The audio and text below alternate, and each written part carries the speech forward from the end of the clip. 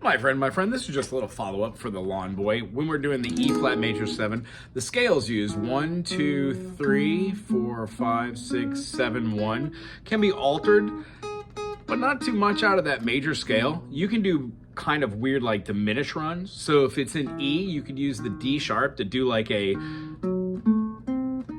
whole tone, which I think is what Trey does. He does like a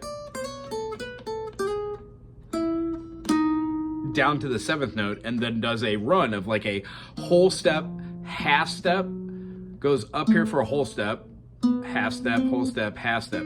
The way we see these, this is simply a diminish run, which could go back into E, because as after all, D sharp diminished leads back into the E major, whether it's major, minor, or a major 7.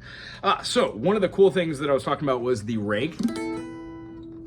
That would be how you would go from your A major when it goes to the A to C, D, E, to the C sharp minor, F minor,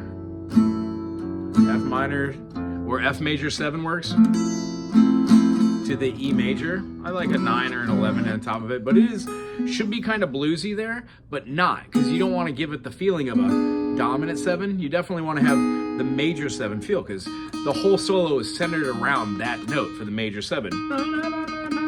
One of the cool things that I've neglected to mention that I'd like to just share right here, and I hope you dig, is when Trey's doing this, the opening lick, no matter what you do, is an arpeggiated kind of thing in a major.